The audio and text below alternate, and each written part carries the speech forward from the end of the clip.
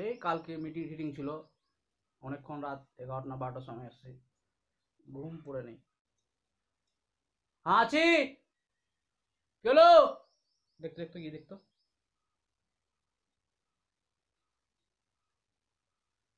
কি বলছে? ও বলছে এখন আচার সংহিতা লেগে গেছে, রাজনীতির ইয়েগুলো সব বন্ধ আছে, কোনো কাজ হয় না। হ্যাঁ হ্যাঁ, ও বল না যে ভোট ঘোষণা হয়ে গেছে, তারিখ ঘোষণা হয়েছে, এখন আর কিছু পাবে না, না কোনো কাজ হচ্ছে না পঞ্চায়েতে। বল না বল। হ্যাঁ ঠিক আছে।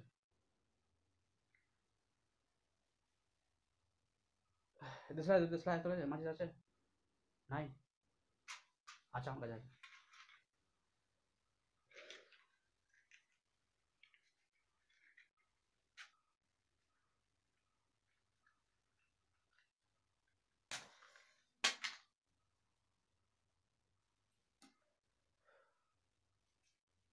গেল লোকটা, গেল, চলে যায়।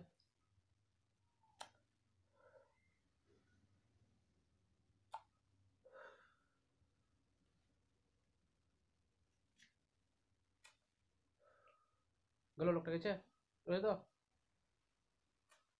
হ্যাঁ, পাবলিকের কাজ জানেই না যে ভোট ঘোষণা হয়ে গেছে, এখন কোনো কাজ হচ্ছে না পঞ্চায়েতে। এই তো। আরে এবার কিরকম হাওয়া আছে, কোন পার্টি জিতবে?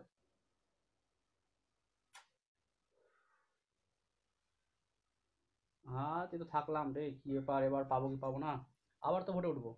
হুম। রাজনীতি যা লাভ হয়েছে, প্রচুর লাভ। হুম।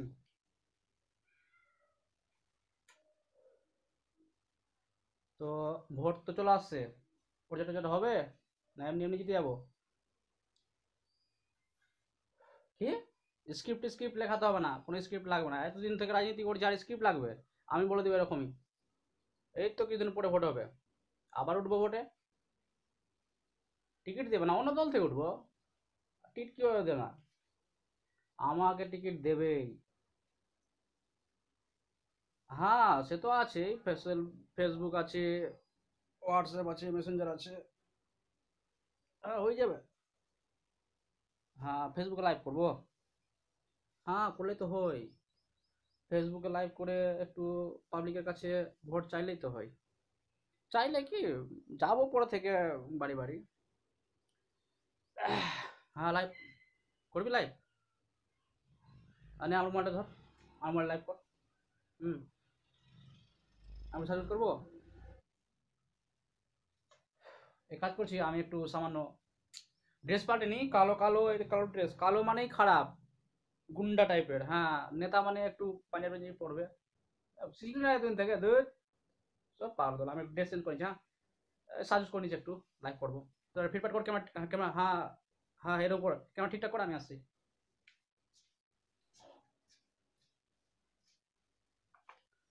এটা এটা ভালো বানিয়েছে তো। হ্যাঁ ক্যামেরা ঠিক আছে। হ্যাঁ এবার এবার একটু নেতা নেতা মনে হচ্ছে, পাঞ্জাবি পরে নিয়েছি। হ্যাঁ একটু চেরন টেরন করি, হ্যাঁ। লা লা লা লা লা, লা লা লা লা লা। তাও কালো জামা দেখা যাচ্ছে ভিতর থেকে, একটু গুন্ডা গুন্ডা ফিল, কালো জামা দেখলেই, কালো ড্রেস দেখলেই জনতা খেপে যাবে, ভাববে লোকটা ভালো নাই। সবসময় ভালো ড্রেস, সাদা জামা পরে, সাদা পাঞ্জাবি পরে রাজনীতি করতে হয়, ভিতরে এরকম কালো জামা দেখলেই বলবে লোকটা গুন্ডা আছে, সবাইকে মেরে ফেল দিবে। কালো ড্রেস মানে খারাপ, ওটা লুকিয়ে রাখতে হয়।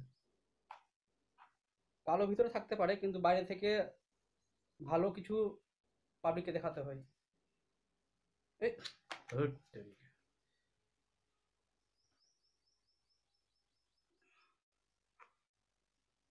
হ্যাঁ হয়েছে, ঝাক্কাস হয়েছে ঝাক্কাস।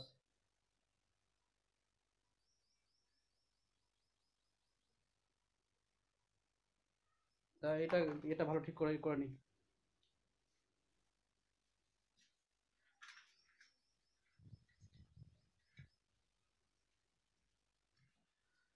চল লাইভ অন কর, তোমার ঠিক আছে তো? যখন লাইভ অন হবে, পাবলিক দেখতে শুরু করবে, তখন বলবি আমাকে জানাবি, হ্যাঁ তখন আমি এদিকে ঠিকঠাক করে নিচ্ছি। হয়েছে, রেডি হয়েছে? নমস্কার, আমি জীবন সরকার। আগামী পঞ্চায়েত ভোটে আপনাদের হয়ে আপনাদের কথা সেই দেশের কেন্দ্রবিন্দুতে শীর্ষে পৌঁছানোর জন্য আবারও ভোটে দাঁড়াচ্ছি। আপনারা সবাই আমাকে ভোট দেবেন। আপনার বাড়ির ছেলে ভেবে, সন্তান ভেবে আমাকে ভোটটা দেবেন। আমি আপনাদের সব কাজ করে দেব। আপনারা আমার বাড়িতে নয়, আমার পেছনে পেছনে নয়, আমি আপনাদের বাড়িতে গিয়ে গিয়ে কাজগুলো করে দিয়ে আসব। আপনারা আমাকে রাজনীতির নেতা বলে নয়, চাকর বলে মনে করবেন। আমি আপনাদের চাকর হলাম। হাত জোর করে বিনত অনুরোধ করছি, আপনারা আমাকে ভোট দেবেন। দেখলেন তো, গত 10 বছর ধরে আমি পরপর 2বার মেম্বার হয়েছি, প্রধান হয়েছি, কত কাজ করে দিয়েছি, তাই না? আমাদের উপর বিশ্বাস রাখুন, ভরসা রাখুন। সবার জন্য আমি রয়েছি। সবাইকে ভালো জায়গায় পৌঁছে দেব। সবার ঘর, বাড়ি, পায়খানা, বাথরুম, রাস্তাঘাট সব তৈরি করে দেব। শুধু আপনারা আমাকে ভোট দেবেন। ভোটের সময় যা লাগবে আর কি, ওটা বলছি না, হ্যাঁ। ভোট দেওয়ার আগের দিন যা লাগবে ওটা যা বুঝে নাও। যা লাগবে আমি সব দেব, সব। যা লাগবে সব দেব। পিকনিক, হ্যাঁ, বাচ্চারা পিকনিক নেবে, আপনারাও যদি পিকনিক চান তো বুঝতে পারছেন ব্যাপারটা, এরকম সরাসরি বলতে পারছি না। যা লাগবে সব দেবো আপনাদেরকে, শুধু ভোটটা আমাকে দেবেন। আপনাদের বাড়িতে ঘুরে ঘুরে যাচ্ছি আবার যেচে যেচে আপনাদের সব কাজগুলো করে দেবো। একটাও কাজ মিস্টেক হবে না, একটাও কাজ বাদ পড়বে না, একদম সব কাজ করে দেব। তাহলে রাখছি, কিছুদিন পরে আমি ভোটে উঠবো। আপনাদের বাড়ি বাড়িতেও প্রচারের জন্য আসছি। টাটা, বাই, ধন্যবাদ। কাট কর, কাট কর। দেখছে, কে কে দেখেছো? দেখবে না, আমি ফেমাস নেতার পাগল। আমার ভিডিও দেখবে না, ইয়ে দেখবে না, লাইভ দেখবে না, কত কত ফলোয়ার আছে। পঞ্চায়েত গ্রুপে দিয়ে দেয় ভিডিওটা। হ্যাঁ, দে না, পঞ্চায়েত গ্রুপে দে না। আর ড্রেস কমাতে কি করবো? এই এই সাদা জামা, আমরা রাজনীতির মানুষ সাদা জামা কতক্ষণ ওই পাবলিককে দেখানোর জন্যই পড়ি, তারপরে খুলে দিই। হ্যাঁ, ধর পাগল, আরে বাইরে বলা আর ভিতরে করা একই ব্যাপার হলো। কত কত টাকা মেরে নিলাম তো, হাসপাতাল তৈরি করতে লাইট লাগালাম, ওখানে লিস্টে দেখালাম 3 লাখ টাকা। আর মোটামুটি 1.5-2 লাখ টাকা মেরেই খেয়ে গেলাম। হ্যাঁ, পাবলিক বুঝতে পারে, পাবলিক তো বুঝতে পারে, ওসব চলে। রাস্তাঘাট দুটো কাজ হলেই তো আমাদের ইনকাম হবে। পাবলিক কি বুঝবে? পাবলিক যদি ও তো বুঝতে পারতো তাহলে পাবলিক নেতা হয়ে যেত। সব পাবলিক যদি রাজনীতি টাকা পয়সা ইনকাম বুঝতে পারতো তাহলে সবাই ভোটে উঠতো। বুঝে না ওসব। কত টাকা মারলাম, কত কি করলাম। হুম ফের আরে সব ফালতু কথা, ওসব ফালতু কথা।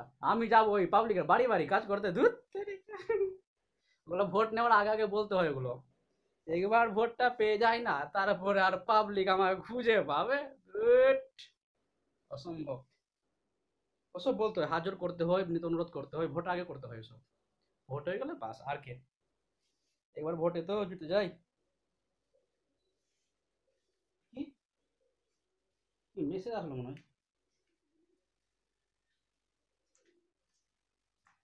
আরে কি মেসেজ আসলো এটা? পাবলিক দেখছে। হুম এই এই তুই লাইভটা বন্ধ করলি না? কে আমাকে অন্যরা মেসেজ মোবাইলে বলছে যে পাবলিক সব দেখতে পেয়ে গেল। কি দেখতে পেলো পাবলিক? হ্যাঁ, এটা কি আছে? এটা কি আছে গ্রুপে, কি আসলো এটা? পাবলিক সব দেখে নিলো। লাইভ বন্ধ করিস নি? হ্যাঁ, এ কি মাথা মোটা সব রে! লাইভটা বন্ধ কর না, বন্ধ কর। হা হা এই লাইভ চলতে আছে, হাই রে, সব কথা লাইভ পাবলিক দেখে নিল। এই পাবলিক এই সব দেখে নিল, সব সব টাকা মারাটো সব বন্ধ কর, বন্ধ কর, বন্ধ কর। এ বাবা, সব আমার রাজনীতি ক্যারিয়ার সব শেষ হয়ে যাবে। এই বন্ধ করে, কি মুশকিল। বন্ধ কর, বন্ধ কর, বন্ধ কর, বন্ধ কর। সব জানলো পাবলিক, সব জানলো, বন্ধ কর, বন্ধ কর। সব শেষ করবে, সব মারবো, বন্ধ কর।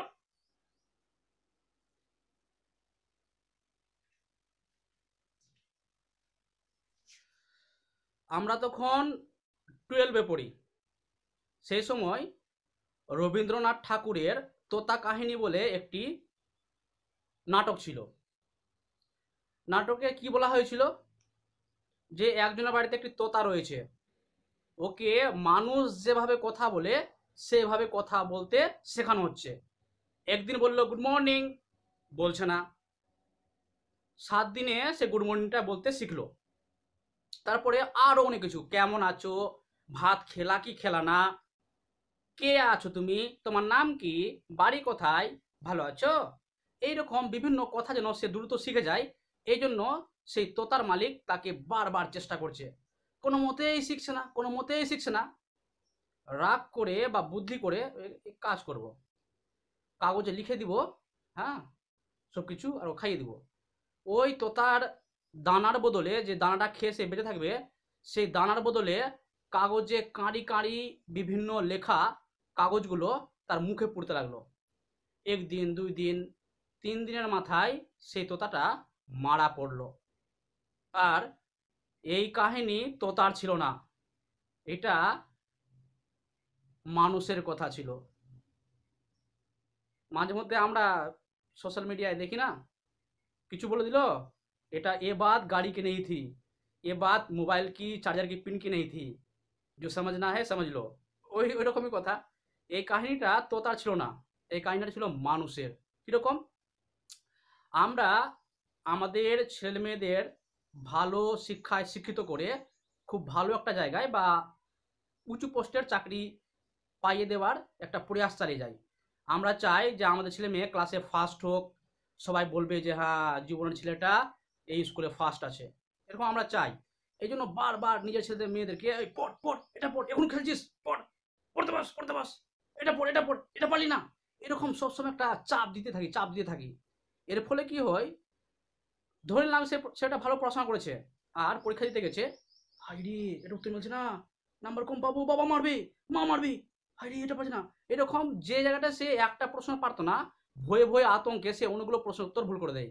আর সে আর কিন্তু আমাদের কাঙ্ক্ষিত রেজাল্টটা দিতে পারে না।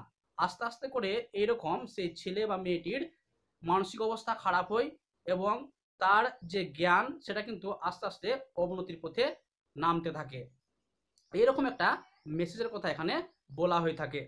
এই ধরনের নাটককে বলা হয় রূপক সাংকেতিক নাটক, অর্থাৎ রূপকের আড়ালে নাটককার ভিন্ন একটি বার্তা পাঠকের কাছে পৌঁছে দিতে চান। অর্থাৎ আমরা বাইরে থেকে দেখতে পাই একরকম, কিন্তু ভিতরে থাকে অন্যরকম। অর্থাৎ বাইরে দেখানো হয় একরকম কাহিনী, কিন্তু ভিতর ভিতর অন্য কাহিনী আমাদেরকে বুঝিয়ে দেওয়ার চেষ্টা করা হয়। এবার আমরা আমাদের সমাজেও এইরকম কিছু দেখে থাকি। অর্থাৎ বাইরে একটা মুখোশ, ভিতরে একটা মুখোশ, বাইরে একটা কথা, ভিতরে একটা কথা। অর্থাৎ সমাজেও আমরা মাঝে মধ্যে এইরকম বিভিন্ন বিষয় লক্ষ্য করি, যেগুলোতে আমরা আপাত দৃষ্টিতে বা সামনাসামনিতে যেগুলো দেখতে পাই সেগুলো কিন্তু আদৌ সত্য নয়, এগুলো মিথ্যে। এবার এই সত্য কথাটা বলবে কে, কে সত্য কথাটা প্রচার করবে? যে প্রচার করবে ওই পুষ্পার মতো, বা পুষ্পা যখন গলা কাটে ওইরকম, যার বিরুদ্ধে বলবে তার গলাটা কেটে দেবে বা মেরে ফেলবে, বা কিছু একটা হবে, মেরে ফেলে কথাটা বলাটাও ঠিক নয়, কিছু একটা খারাপ হবেই। এই জন্য অনেকে কিন্তু সত্য কথাটা বলে না। সত্য কথাটা বলতে আগ্রহী হলেও কখনো কখনো ওরা বিভিন্ন ব্যঙ্গের আশ্রয় নেই, ব্যঙ্গ করে বলে, ঘুরিয়ে ফিরিয়ে বলে, যেন ধরা না পড়ে। এই জন্য ছদ্মনামের উদ্ভব হয়েছে। আমি লিখলাম গল্প কিন্তু নিজের নামে লিখলাম না, লিখে দিলাম শ্রীকুমার, নবকুমার, এই সেই, নিজের নাম দিলাম না, হ্যাঁ, যেন আমি ধরা না পড়ি। তো এইরকম সমাজের অবনতির কথা তুলে ধরার জন্য সেই প্রাচীনকাল থেকেই সাহিত্যিকেরা সাহিত্যের আড়ালে আমাদের মানব জীবনের কথাই তুলে ধরেন। এই কথাগুলো বুঝতে একটু সময় লাগে, বা সরাসরি বোঝা যায় না কাদের কথা বলা হচ্ছে। এবার আমি যদি সরাসরি কারো নাম ধরে বলি যে এই লোকটি এই কাজ করে এত টাকা খেয়েছে বা ঘুষ খেয়েছে, তাহলে কিন্তু সেই লোকটা আমার সঙ্গে ঝগড়া করতে আসবে, স্বাভাবিক ঝগড়া করতে আসবে, আমার নামে কেস করে দিবে, বিভিন্ন বিভিন্ন অনেক রকম কিছু হবে। তো এই জন্য বাঁচবার জন্য আমি একটা কাল্পনিক নাম নিলাম। এবার কাল্পনিক নাম এমন নিলাম যে নামটা মানুষ কোনোদিন শোনেনি। তো মানুষের বুঝতেছে এরকম কোনো মানুষ হয় নাকি, আবল তাবল কি এলিয়েন ফেলিয়েন নাম রেখে দিয়েছে মনে হয়, সব ফালতু কথা, মানুষ ধরবে না। তো কাদের নাম দিব? চেনা পরিচিত নামগুলো। আবার চেনা পরিচিত নামগুলো যদি সমাজের দিয়ে দিই তা আরো মুশকিল। করলাম কি, যে ভগবানকেই নিয়ে আসলাম।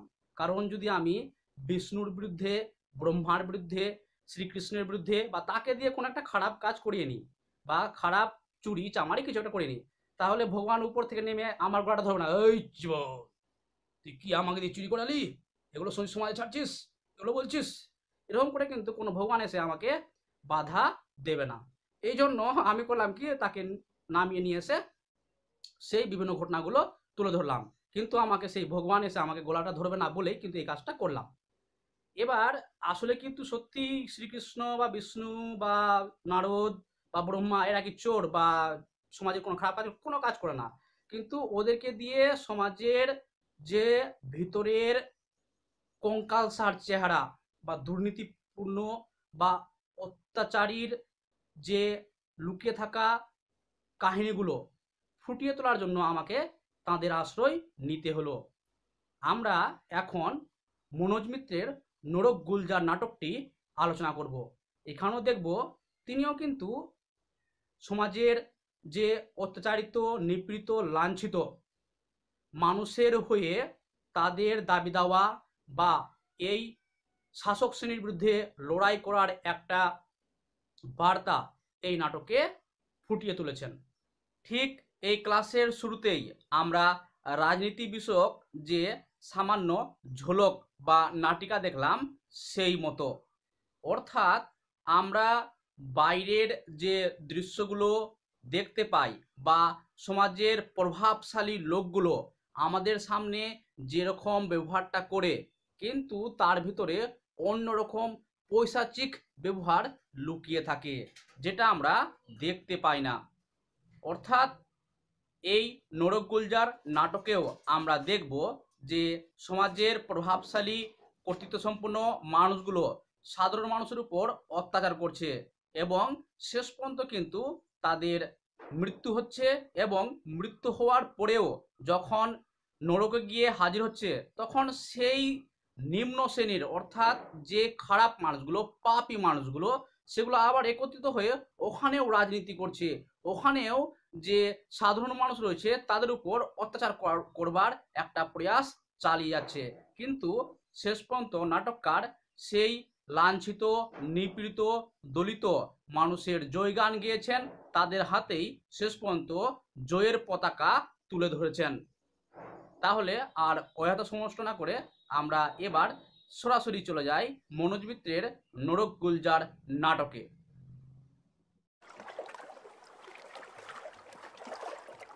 শুরু করছি মনোজ মিত্রের একটি অন্যতম বিখ্যাত নাটক নোরক গুলজার।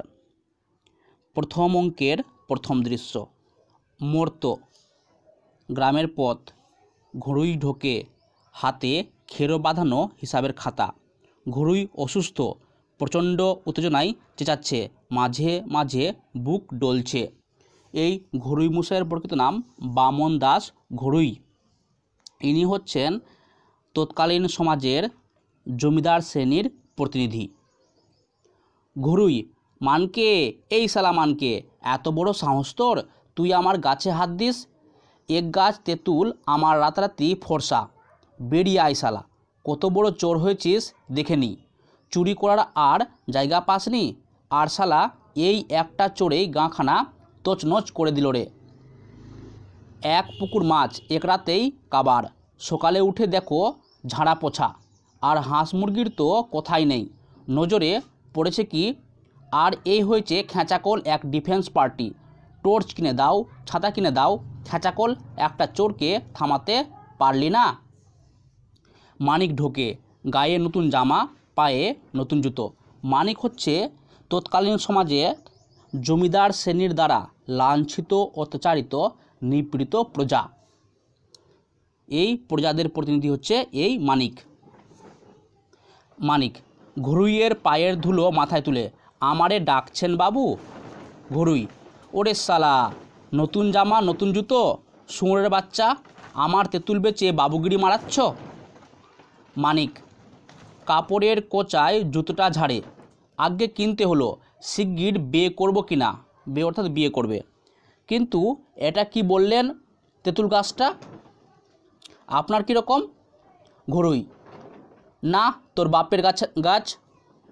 মানিক, আগে বাপ তো সেই রকম বলে গেছেন। ঘরুই, মানকে? মানিক, বলে গেছেন হুঁই তেঁতুল গাছটা তানার বাপের ছিল, ধম্মত এবং ন্যায্যত। তো আপনি নিজের জমির সীমানা লাফে লাফে বাড়াতি গাছটারে নিজের অন্তর্ভুক্ত করে ফেললেন, প্রকৃতপক্ষে ওটা আমারই।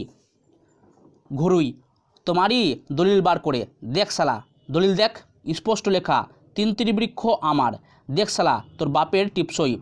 তিনতিরি বৃক্ষ অর্থাৎ তেঁতুল গাছের সমার্থক শব্দ হিসেবে তিনতিরি বৃক্ষ উল্লেখ করা হয়েছে। তিনতিরি বৃক্ষ বলতে আমরা তেঁতুল গাছকেই বুঝবো। মানিক, আগে বাপও বেঁচে নেই, হাকিমও কাছে নেই, কি করে বুঝবো ওটা বাপের টিপসই না হাকিমের টিপসই? প্রকৃতপক্ষে বাঁশ ঝাড়টাও আমার। ঘরুই, বাঁশ ঝাড়ও তোর? মানিক, সেই রকম জানি বলেই তো বাঁশগুলো চুরি করলাম। ধরেন নিজের দ্রব্য ছাড়া আমি তো বড় একটা চুরি করি নে। ঘরুই মশাই। ঘরুই, তেঁতুল গাছ তোর, বাঁশঝাড় তোর, গোটা হাতিবাঁধা গাখানাই তোর, গ্রামের নাম এই হাতিবাঁধা। হাতিবাঁধা গাখানাই তোর, শালা তোর মৃত্যু আমার হাতে, ওই দেখ কে আসছে। মানিক, বাইরে তাকে, একটা মোষ, ওটা তো আমার জেঠার ছিল। ঘরুই, তোর জেঠার মোষের পোঁদে পোঁদে কে আসছে, অর্থাৎ পেছন পেছন কে আসছে? মানিক, পোঁদে পোঁদে পুলিশ, পুলিশ কেন বাবা গো? মানিক পায়ের জুতো হাতে নিয়ে ছুটে বেরোতে যায়। ঘরুই, খবরদার গুলি খেয়ে মরবি। মানিক জুতো জুতো ঘোড়াইয়ের হাতে দিতে দিতে, আপনি চারটে ঘা মারেন বাবু, ওনাদের হাতে দেবেন না। ঘরুই, কেন, সব না তোর, তোর পানি, এখন চল, বাঁশ চুরি, হাঁস চুরি, নারকেল চুরি, তেঁতুল চুরি, মোট 80টা চুরি, একের পর একটা কেস, খেঁচাকল, জীবনেও আর জেলের বাইরে বেরোতে হবে না। হ্যাঁ হ্যাঁ হ্যাঁ, অর্থাৎ মোট 80টা চুরির কেস দেবে। মানিক, ছেড়ে দেন বাবু, আমি আপনার তেঁতুলের দাম দিয়ে দিচ্ছি। ঘরুই, পথে এসো চাঁদ, 750 টাকা ফেলো, অর্থাৎ জরিমানা 750 টাকা। মানিক, তেঁতুলের দাম 750? ঘরুই, শুধু তেঁতুল, বাঁশ নেই, হাঁস নেই, কুমড়ো নেই, রুই মাছ নেই, ওই দেখ খেঁচাকল এসে পড়েছে। মানিক, অত টাকা কোথায় পাবো? ঘরুই, না থাকে দে। মানিক না বুঝে ঘরুইয়ের হাতে জুতো বাড়িয়ে দেই। ঘরুই জুতো ফেলে ধমক দেই, ভিটের দলিল দে। ভিটে মাটি যদি লিখে দিস মানকে, কেসগুলো তুলে নিতেও পারি। মানিক কাঁদছে, দিবি না হাজতে যাবি, ভিটে তো এমনিতেও ভোগ করতে পারবি না, জীবন যাবে জেলখানায়, যা ঝপ করে নিয়ে আয়, আমি ওনাদের শান্ত করি। মানিক ডুকরে ডুকরে কেঁদে, ও বাপ, কেনে বলেছিলে হাঁস বাঁশ তেঁতুল প্রকৃতপক্ষে আমার, নইলে তো চুরি করে ফাঁসতাম না গো। মানিক জুতো পায়ে দিয়ে খোঁড়াতে খোঁড়াতে ভেতরে চলে যায় কাঁদতে কাঁদতে। ঘরুই তবে হেসে, তবে করশালা চুরি কর, তরি গাছ তরি মাছ, তুই করিস চুরি, আমি পাই ঘোর বাড়ি। মানিক চাঁদ তুই কত বড় চোর, আর বামন দাস ঘড়ুই কত বড় খেঁচাকল। বলতে বলতে ঘড়ুই মানিকের ভেতরে যায়, নেপথ্যে ঘড়ুইয়ের গলা, বাবা মানিক চাঁদ, দলিলটা বার কর বাবা ধন। মানিক, মানকে, এই মানকে, কই তুই মানকে? মানিককে দেখা গেল চুপিসারে অন্য পথে বেরিয়ে এসে পালাচ্ছে। ঘড়ুই পাগলের মতো ফিরে আসে, কাছা খোলা, হাতে মানিকের রবারের জুতো জোড়া।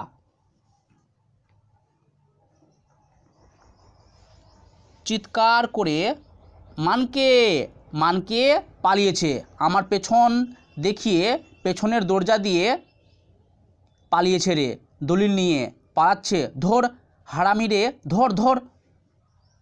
উত্তেজিত ঘড়ুই আচমকা মুখ থুবড়ে পড়ে যায়। সঙ্গে সঙ্গে বিভৎস নরক জেগে ওঠে। নরকের ভয়াবহ ডাকিনী মূর্তির মুখ দিয়ে আগুনের হোলকা বেরোচ্ছে, চোখ জ্বলছে, নিভছে, পিঙ্গল কেশরাশি উড়ছে, তীব্র কটু বাজনা বেজে ওঠে, যন্ত্রণায় ছটপট করতে করতে ঘড়ুই মারা যায়। নরকের পিশাচেরা পৈশাচিক উল্লাসে ছুটে এসে মৃত ঘড়ুইকে ঘিরে ধরে নাচ থাকে। পিশাচদের সর্বাঙ্গ কালো বোরখায় ঢাকা। অন্য চরিত্রের অভিনেতারা এই পিশাচ রূপে অবতীর্ণ হতে পারে। নেপথ্যে ধ্বনি ওঠে, বলো হরি হরি বল। পিশাচ বেষ্টিত ঘড়ুই নরকে ঢোকে। দ্বিতীয় দৃশ্য, স্বর্গ, সুন্দর সুসজ্জিত পিতামহ ব্রহ্মা পালঙ্কের উপর নিদ্রিত। নারদমুনি নেচে নেচে গান গাইছে। নারদ গান, কথা বলো না কেউ, শব্দ করো না, ভগবান নিদ্রা গিয়েছেন, গোলযোগ সইতে পারেন না। একদা উষাকালে মজিয়া লীলাচ্ছলে ভগবান বিশ্ব গড়িলেন, কালে কালে জীর্ণ হলো, বাগানখানা শুকিয়ে এলো, আর জমিদারি দেখতে পারেন না। ভগবানের ছানাপোনা দেবতা আছেন নানাজনা, আয়েসে ফুর্তি করে ফেট গাদার করেছেন, সব হেলে দুলে চলে টলমল করে। অকাজের গোসাই তারা, কাজের বেলা না, কথা বলো না কেউ, শব্দ করো না, ভগবান বৃদ্ধ হয়েছেন, দায়ভার বইতে পারেন না। নেপথ্যে যমরাজের আর্তকণ্ঠ শোনা গেল, ঠাকুরদা, ঠাকুরদা, ঠাকুরদা মশাই। যমরাজ ঢোকে। যমরাজ খোঁড়াচ্ছে। যমধনুটি এখন তার যষ্টি। যম, ঠাকুরদা। নারদ, আরে আরে, নরকেশ্বর যমরাজ যে, সব কুশল? যম, নিদিত ব্রহ্মার পা ধরে, ঠাকুরদা, ও ঠাকুরদা। নারদ, সকালবেলা মোষের মতো চেঁচাচ্ছ কেন? পিতামহ ব্রহ্মা ঘুমোচ্ছেন। যম খেঁচিয়ে, কি করছে? নারদ, নাসিকায় খাঁটি সর্ষের তেল ঢেলে, বাকিটা নাক ডেকে বোঝাই এরম করে। যম, বাহ বাহ বাহ বাহ, যখনই আসবো ঘুমোচ্ছে। আমরা মরছি নাকের জ্বলে, চোখের জ্বলে, হাত পা ভেঙে নেজে গোবরে, আর দেবকুলের মাথা নাকে তেল ঢুকিয়ে যম বাকিটা শেষ করার আগে কোমরের অসহ্য যন্ত্রণায় কাতরে ওঠে।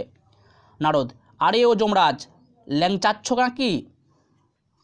যম, নারদ, একটা লোক ব্যথায় টাটাচ্ছে, ফ্যাক ফ্যাক করে, তোমার হাসি হচ্ছে, এই বুঝি তোমার ভদ্রতা? হারামজাদা, আছো তো স্বর্গে, হাওয়া খাচ্ছ, গায়ে রোষ জমেছে, পড়তে আমাদের মতো নরকের পাল্লায় ঝুঁটি নাচানো বেরিয়ে যেত। ব্রহ্মার দিকে চেয়ে, কেন আছে কোথায় কি হচ্ছে কোনো খবর রাখবে না? কি করতে আছে নারদ, ভাম ভাম ভাম, বুড়া একটি পুরা ভাম, ক্যাঁ করোগে ভাই, ইসকো নেহি কোই কাম। যম, ঠিক বলেছ জোরদ গপ। নারদ, চ্যাবনপ্রাস খাই অকর্মণ্য। যম, যত জুটেছে শালা ঘাটের মোড়া। বিচিত্র হাই ছাড়তে ছাড়তে ব্রহ্মার ঘুম ভাঙে। যম সঙ্গে সঙ্গে সামলে নিয়ে, অপার করুণাময় দীনবন্ধু, বিপত্তারণ সর্ববিঘ্ননাশী পিতামহ ব্রহ্মা, পরম পূজনীয়েষু শ্রীচরণ কমলেষু। ব্রহ্মা উঠে বসে, গালাগালিগুলো তো তুমিই দিচ্ছিলে, জোরদগোপ, ঘাটের মোড়া, নারদ শালা। ব্রহ্মা, গায়ে মাখি না, এক ডাকেই শালা না দিলে সব শালাই ভগবানকে শালা বলে। ঠাকুরদাকে শালা বলবে না তো কাকে বলবে? যমকে, দাঁড়িয়ে পেন্নাম করছে যে, শাস্ত্রাঙ্গ হও। নারদ, হও। যম, পারছি না দাদা ঠাকুরদা, আমার হিপ বন ভাঙা। নারদ, এখনই তো 2 পা তুলে তোর পাচ্ছিলে, পেন্নামের বেলায় ভেঙে গেল। যম বহু কষ্টে নিচু হচ্ছে, আউর থোড়া, হেইয়ো আউর থোড়া। ব্রহ্মা যমের ঘাড় ধরে, সাষ্টাঙ্গ হও। যম ব্রহ্মার পায়ে লুটিয়ে পড়ে, এইবার বলো কি হয়েছে? নাথ বউরা সব কেমন আছে? বড় ভালো বউগুলো তোমার যম। নারদ, বিশেষ করে 12 নম্বরটি, একটি কাশ্মীরি ফাড়ের কোট। ব্রহ্মা, কোট দেখলেই জমের ওপর আমার সব রাগ পড়ে যায়। কাশ্মীরি ফাড় দেখছি না কেন? জম ডুকরে ওঠে, সে আর নেই দাদা ঠাকুর, আপনার নাতবউ ছেন্তাই হয়ে গেছে। ব্রহ্মা, ছেন্তাই? নাতবউ? কি সর্বনাশ! উত্তিষ্ঠ উত্তিষ্ঠ, ওরে ওঠ না। চিত্রগুপ্ত, চিত্রগুপ্তের প্রবেশ। চিত্রগুপ্ত, প্রভু। ব্রহ্মা, ওকে তুলে বসাও। কে ছেন্তাই করলো? চিত্রগুপ্ত, নরকবাসী পাপীরা প্রভু, ভূত পিশাচ কাল রাত্রে। ব্রহ্মা, বলো কি? চিত্রগুপ্ত, হ্যাঁ প্রভু, নরকেশ্বর 12 নম্বরকে নিয়ে বিমানে হাওয়া খেতে বেরিয়েছিলেন। দুষ্টু ভূতগুলো দোল বেঁধে বিমানখানি লোপাট করে ছোট রানীমাকে ধরে নিয়ে গিয়ে কোথায় লুকিয়ে রেখেছে প্রভু? ব্রহ্মা, কি কাণ্ড! এখানেও হাইজেকিং! তোমাদের দায়িত্ব ভূত পিশাচদের ঠান্ডা রাখা, এখন ভূতেরাই তোমাদের বউ ধরে টানছে। এসব কি হচ্ছে মন্ত্রী? চিত্রগুপ্ত, চিত্রগুপ্ত, আজ্ঞে হবেই তো, নরকে আর রক্ষীদের চেয়ে ভূতের সংখ্যা বেশি হয়ে গেছে প্রভু। ব্রহ্মা, সে কি? যম ধৈর্য হারিয়ে, আরে দূর ছাতা, কোনো খবরই রাখবে না। জেগে উঠে যা শুনছে সে কি জানেন? এই ওয়েস্ট বেঙ্গলের ভূতগুলো কীরকম ফেরোসাস, সাধে কি আর বলে ঘাটের মোমো সামলে। আমার মাথার ঠিক নেই ঠাকুরদা, নাতবউকে ছাড়িয়ে এনে দিন। জমের ক্রোধে ব্রহ্মা হকচকিয়ে গিয়েছিল, এবার সাহস পেয়ে। ব্রহ্মা, কাপুরুষ, ছিনতাইকারীদের মেরে ফেলতে পারোনি? যম পুনরায় ধৈর্য হারিয়ে, এই আপনি কি জেগেছেন? কি বলা হচ্ছে কিছু খেয়াল করেছেন? ব্রহ্মা ঘাড় নেড়ে জানায়, না, খেয়াল করেনি। ওরা ভূত প্রেত, ওদের মারা যায় নাকি? মোরার পরেই তো ওরা আমার কাছে এসেছে। মোরাকে আবার মারা যায় কখনো? নারদ, প্রভু আপনাকেও চোখ রাঙাচ্ছে। ব্রহ্মা, না না না, প্রাপ্তেষু আঘাতে হিপে নাতি মিত্র বোধাচরেত। বলো বলো, কারা কারা এই দুষ্কর্ম করেছে, নাম বলো দেখি। চিত্রগুপ্ত, কোটার নাম বলবো প্রভু, সব আপনারই ওই ওয়েস্ট বেঙ্গলের লোক। ব্রহ্মা, কুত্র। চিত্রগুপ্ত, রানীমা পশ্চিমবঙ্গের মালেদের হাতে পড়েছেন প্রভু, তবে পত্নীর আশা ছেড়ে দাও যমরাজ। চিত্রগুপ্ত, মুনিবর ঠিকই বলেছেন, নরকপুরীতে সবচেয়ে ডেঞ্জারাস এই ওয়েস্ট বেঙ্গল সেল। ওখানে খুনে আছে, ডাকাত আছে, চোর জোচ্চার গুন্ডা কে নেই? আছে সুদখোর মহাজন, মানুষ মারা ডাক্তার। দীর্ঘদিন ধরে ওরা একটা দাবি জানিয়ে আসছে, ওদের দাবি পুনর্জন্ম দিতে হবে। ব্রহ্মা, কিম? নারদ, পুনর্জন্ম, রিবার্থ। চিত্রগুপ্ত, আগে হ্যাঁ, ওরা আবার ওদের মাতৃভূমি ওয়েস্ট বেঙ্গলে জন্মাতে চায়। আমার কাছে 900 স্মারকলিপি পেশ করেছে। দাবি মেটানো হচ্ছে না বলে এই চরম পথ ধরেছে। ব্রহ্মা, জন্মাতে চাই, দাও না জন্ম, ঝামেলা নিষ্কান্ত হই। যম ভয়ঙ্কর জোরে, না, মহাপাপীদের জন্য নরক ভোগ। আমি নিজে বিচার করে রায় দিয়েছি, ওয়েস্ট বেঙ্গল গড়পড়তা 30,000 বছর। আমি ধর্মরাজ, পাঁজি বদমাসের কাছে মাথা নোয়াবো না, মেয়াদ পূর্ণ হওয়ার আগে একটাকেও ছাড়ব না। ব্রহ্মা, তবে মরো। যম, ঠাকুরদা। ব্রহ্মা, তোমার ব্যাপারে আমি নেই, পেঁচড়া কোথাকার, সামলাতেও পারবে না, ছাড়বেও না। নারদ, তুমি গীত গাও। যম, আপনি এখন গীত শুনবেন? ব্রহ্মা, জ্বালিয়ে মারলে এর কি আর কোনো কাজ নেই?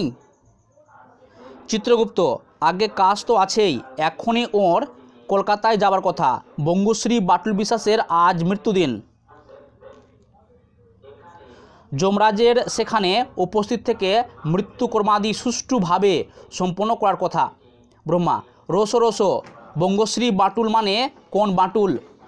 চিত্রগুপ্ত, বঙ্গশ্রী বাটুল বিশ্বাস, 10খানা বাড়ি, 10খানা গাড়ি, 10টা বড় বড় কলকারখানার মালিক, বেজায় বড় লোক।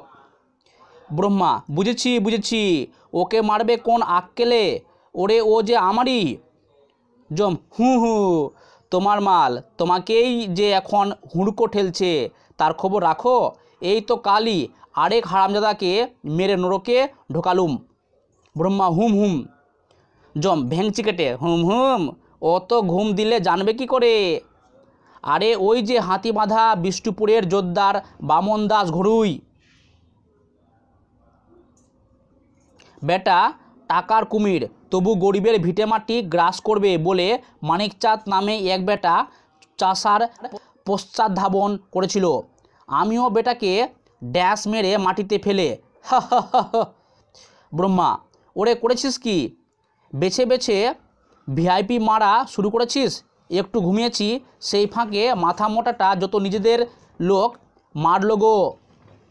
চিত্রগুপ্ত আগে আপনারই আশীর্বাদ পুষ্ট এইসব ভিআইপিরা সুতীব্র বাড়াবাড়ি আরম্ভ করেছে প্রভু। মর্তের লোকেরাও সন্দেহ করছে ওরা আপনারই লোক, তাই ওদের অত্যাচার যত বাড়ছে লোকজন ততই আপনার ওপর খেপছে। ব্রহ্মা খেপছে? জনতা খেপছে? না না, তাহলে মারো, কিন্তু সসম্মানে মারো, সম্মানে নরকে ঢোকাও। যাও এক্ষুনি রাজধানী এক্সপ্রেসে করে বাঁটুলকে সসম্মানে নিয়ে এসো। কিন্তু নারদ 12 নম্বরের কি হবে? নারদ প্রভু যদি অনুমতি করেন।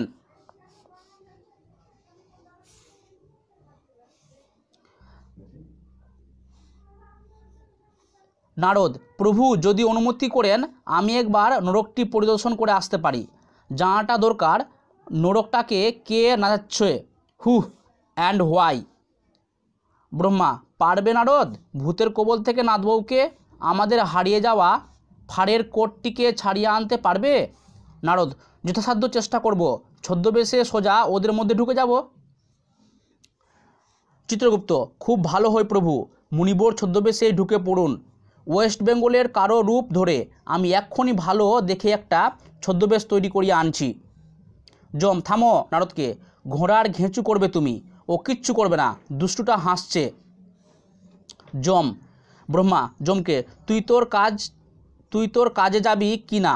গোছ ঝুটিতি গোছ মমাদেশ।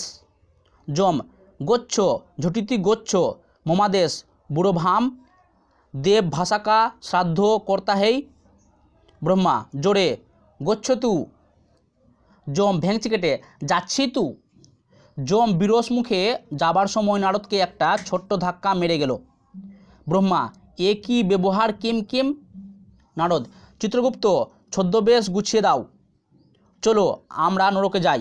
চিত্রগুপ্ত ডুকরে আমাকে ওয়েস্ট বেঙ্গল সেলে যেতে বলবেন না মুনিবর, আমার ওপর ওদের রাগ, আমি আর ফিরতে পারবো না প্রভু। ব্রহ্মা গোচ্ছ একেবারে টিট করে দিয়ে আসবে মাভৈ, আমিও তোমাদের সঙ্গে থাকছি। নারদ সে তো খুবই ভালো হয় প্রভু। ব্রহ্মা হ্যাঁ ভেবেছ কি সব আমাদের ফাড়ের কোট ছিনিয়ে নিয়ে যাবে? চুপ করে বসে থাকবো? যাবার সময় আমায় ডেকে নিয়ে যেও। চিত্রগুপ্তকে নিয়ে নারদ ভেতরে গেল। সাধক গুঁইবাবা ও ভক্ত পান্নালাল ঢনঢনিয়া ঢোকে। গুঁইবাবা ভাবে বিভোর, চোখ দিয়ে দৌড় ধারা ঘোরাচ্ছে। পান্নালালের হাতে জ্বলন্ত পঞ্চপ্রদীপ গুঁইবাবাকে আরতি করছে। মাঝে মাঝে গুঁইবাবার ভাব সমাধি হচ্ছে। গুঁইবাবা আহো কিবা মনোরম শোভা, কিবা মাধুরিমা। ব্রহ্মা এসো এসো বাবা গুঁইবাবা, এসো বৎস পান্নালাল, স্বর্গ বেশ ভালো লাগছে তো বাবার। গুঁইবাবা ওহো মধুর মলয়, পারিজাত পুষ্পের গন্ধ, ওহো বৃক্ষে বৃক্ষে ন্যাচ ঝোলায় পাখি, ওহো গান গাহিছে মধুর কাকুলি, ওহো স্বর্গ এত চিত্তহারি মনোরম, নমো নমো। ব্রহ্মার সামনে বসে ওহো ব্রহ্ম দর্শন, কি দেখিনু পানু, এ আমি কাকে পেনু। ব্রহ্মা তা তো পাবেই বাবা গুঁইবাবা, ওপার পুণ্য করে এসেছো, সাধনে ভোজনে নরজীবন ধন্য করে এসেছো, তোমরা পাবে অক্ষয় স্বর্গ, পাবে আমার দর্শন। গুঁইবাবা না না না, কতটুকু ও পানু, কতটুকু করে এনু আমি। পান্নালাল ও কি বলছেন, কর্মটা কি করিয়ে এলেন? ধরেন আমার বাবার তো 3.5 কোটি ভক্তই ছিল খালি ওয়েস্ট বেঙ্গলে, আমেরিকায় আর 5 কোটি। ব্রহ্মা ও তো কিম আর কি চাই? পানলাল তারপর ধরেন আশ্রমে বাবার বসবার সিট আসলি সোনার থান ইট আমি বানাই দিয়েছিলাম। ব্রহ্মা ও তো কিম সোনার থান ইটে বসে সাধনার আর বাকি রইল কি? পানালাল হ্যাঁ, লাইন পড়তো ভক্তদের, টাকা পড়তো, সোনা পড়তো, বাড়ির দলিল ভি পড়তো, ধরেন ছানা, মাখন, ঘিউ, মুরগি সামলে। মুরগি বাবা ছুতেন না। ব্রহ্মা জ্ঞাতস্যি জানা আছে। পানাল তারপর ধরেন ওই যে দেখছেন নয়ন মধু। ব্রহ্মা কিম? গুই বাবা ধরো ওই ঝরে যাচ্ছে পানু ধরো। পানলাল ধরেন। ব্রহ্মা কি ধরবো? পানলাল অশ্রু ধরেন। ব্রহ্মা অশ্রু। ব্রহ্মা কোষ পেতে গুই বাবার নয়নাশ্রু ধরেন। পানলাল খান। ব্রহ্মা কি খাবো? পানলাল খান, বাবার অশ্রু খান। ব্রহ্মা কান্না খাবো? বিকৃত মুখে ব্রহ্মা কোষে জিভ ঠেকায়। পানলাল কীরকম লাগে? ব্রহ্মা জিভ চুকচুক করে, অমৃত ইদম অমৃতম। পানালাল আউর থোড়া খাবেন? ব্রহ্মা জিভ চাটতে, অমৃত হলো কি করে? পানালাল হই আপনি জানতে পারেন না, কোটি কোটি ভক্তলোক খামচা দিয়ে খেত। ব্রহ্মা কিমাশ্চর্য, খোলু অমৃতম। পানলাল ভালো লেগেছে বাবা, আউর এক পশলা কাঁদেন তো। ব্রহ্মা চোখের জল মধু হয় কীরূপে? নিজের চোখের থেকে একটু জল নিয়ে জিভে ঠেকিয়ে। আমারটা তো নোনতা, আমার পরিবারেরও নোনতা বাবা। গুই বাবা কোন তপস্যায় মধু করলে বাবা, যা স্বয়ং ব্রহ্মারও হয় না? পান্নালাল তা ধরেন ভক্তরা তো ভগবানকে টপকেই যায়। ব্রহ্মা তা গেছো তুমিও তাই গেছো বাবা। গুই বাবা ওহম অভিভূতম বৎস পানালাল যত প্রণাস্তি। নাও এই কল্পতরু থলিটা তোমরা নাও। ব্রহ্মা একটি থলি দেই। পানালাল কল্পতরু ইসকা মতলব? ব্রহ্মা যা আশা করে এই থলির কাছে চাইবে তৎক্ষণাৎ তাই পেয়ে যাবে বাবারা। হ্যাঁ, এ জিনিস আমি বড় একটা কাউকে ছাড়ি না, কিন্তু তোমাদের ওপর আমি প্রীত, অহম অভিভূতম। পানালাল কচৌড়ি চাই। ব্রহ্মা চাও। পানালাল থলিটা ফাঁক করে খাস্তা কচৌড়ি। ব্রহ্মা এসে গেছে। পানালাল হাত ঢুকিয়ে কচুরি বার করলো, খাও। পানালাল খেয়ে কেয়া তাজ্জব, মিঠা পাতি পান মিলেগি? পানালাল খেয়ে কেয়া তাজ্জব, মিঠা পাতি পান মিলেঙ্গি? ব্রহ্মা হাত ঢোকাও। পানালাল পান বার করে। ব্রহ্মা পানালাল 555 সিগারেট। থলিতে মুখ দিয়ে আজা মেরে 555 সিগারেট বার করে আগিয়ে রে। ব্রহ্মা টানো, মনের সুখে টানো বাবা। পানালাল আমার সবচেয়ে বড় দেওয়াটা আমি তোমাদের দিয়েছি, অভাব রাখবো না, কোনো অভাব রাখবো না তোমাদের। বাবা গুই বাবা কেঁদো না, কেঁদে তোমার ও দামি জিনিস আর নষ্ট করো না। দাঁড়াও আমি একটা পাত্র আনি। ওহম বিশ্বমিতম যত প্রণাস্তি। ব্রহ্মা পিছনে ফিরে বারবার গুই বাবাকে দেখতে দেখতে চলে যায়। পানালাল ব্রহ্মা অদৃশ্য হতেই যা হুইস্কি যা। গুই বাবা একাই টানবি পানু? পানাল বলেন বাবা আপনার কি চাই, কি খাবেন? গুই বাবা ক্ষুধা তৃষ্ণা তো আমার চলে গেছে পানু, যদিন তাকে নাহি পাইনু। পানাল বলেন বাবা কাকে চাই? গুই বাবা রম্ভা। পানালাল ও কেলা খাবেন? থলিটা বাড়িয়ে মাঙেন একটা রম্ভা। রম্ভা চমকে রম্ভা আচ্ছা জি স্বর্গের অপ্সরী। গুই বাবা যখন মরতেছিনু কত ছেলে মেয়ে সধবা বিধবা কলেজের ছাত্রী আর কত অফিসার প্রফেসর ডক্টরেট অ্যাডভোকেট এর এডুকেটেড ওয়াইফরা আমার ডাইনে বাঁয়ে কোলে পিঠে ঝুলে আমায় ওডিকোলন মাখাতো। স্বর্গে এসে একটাও পেনু না, একটা অপ্সরায় যদি না পেনু কেন সাধন করিনু, কেন স্বর্গে এনু পানু। পানালাল কেন কাঁদছেন, এখনই পেয়ে যাবেন, ডাকেন তো। গুই বাবা থলিতে মুখ দিয়ে রম্ভা আয় তো আমার রম্ভা, থলিতে হাত ঢুকিয়ে কই। পানালাল মৌজ করে ডাকেন তবে তো আসবে। গুই বাবা রম্ভা প্রিয়ে তোমায় যে মুনি দেখিনু প্রেমসর খাইনু, ইন্দ্রের নাচ ঘরে তোমার জঙ্ঘা দেখিনু। পানালাল সোলাসে দেখেছেন। গুই বাবা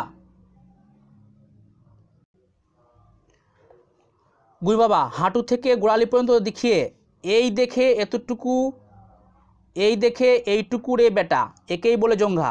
এসো প্রিয়ে রম্ভা দর্শন দাও, এ হিয়া রাখিতে নাড়িনু, ওগো বড়তনু ডাকো না। পানালাল থলিতে মুখ দিয়ে আজা আজা আ। পানালাল থলিতে মুখ দিয়ে আজা আজা। গুই বাবা সুরে সুরে আজা আজা মেরে রম্ভা আজা। গুই বাবা ও পানালাল সুরে সুরে আজা আজা আজা। থলি থেকে দুজনে দুটো পাকা কলা তুলে অবাক হয়ে পরস্পর দিকে তাকাই। স্বর্গের আলো নেভে। আমরা আপাতত দুটি দৃশ্য পড়লাম, এর পরবর্তী ক্লাসে বা ভিডিওতে তৃতীয় এবং চতুর্থ দৃশ্য পড়ে নেব। প্রথম অঙ্কে 4টি দৃশ্য রয়েছে।